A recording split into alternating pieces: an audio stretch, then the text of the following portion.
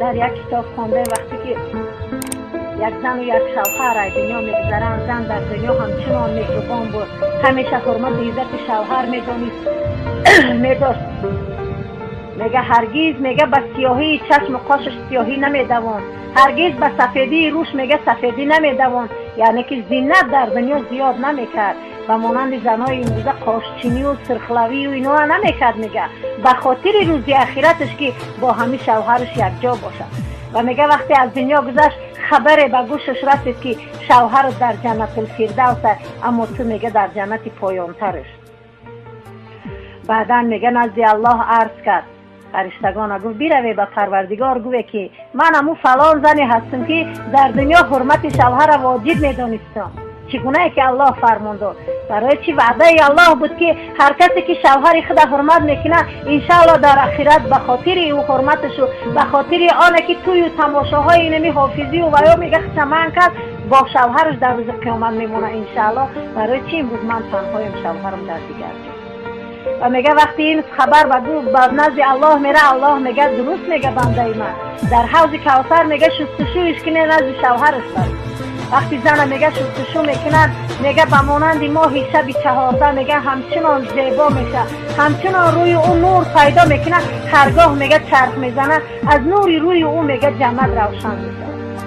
و میگه وقتی که میگیرن میگه فرشته ها میگه کورهای و غلمان ها میگه به سوی شوهرش میبرن.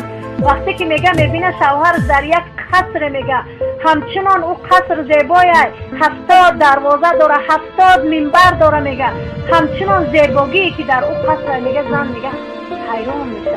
وقتی میدره میبینه که شوهرش ششتر گیردش بسیاری میگه همون ویا چیزای جنتی، حورهای جنتی میگه در اطرافشان همچنان زیبایی میگه زن حیران میشه و خود به خبر که زینتی که الله به او داده حورهای جنتی در فکر او هست همچنان زیبایی داده باشه الله.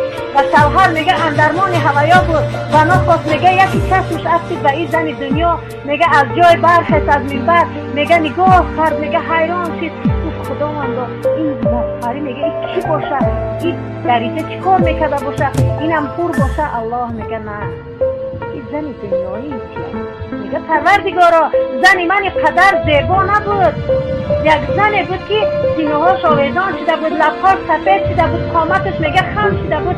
میگه به خاطر تو میگه به خاطر روز قیامت از ترس من میگه او زینت زیاد نمیکرد، بالای لباسش چادر داشت. میبینین در هر معرکه که حافظی و هر چیزی که شیطانی بود، عملی شیطانی از اونجا خودش دور میکرد، همیشه در پای خداوند بود، در پای تلاوت قرآن بود، همیشه در خیر و سخاوت و هر کاری که به سوی جنت همیشه خنده همین کارها بود و همین خاطر من شما را باید جا کردم.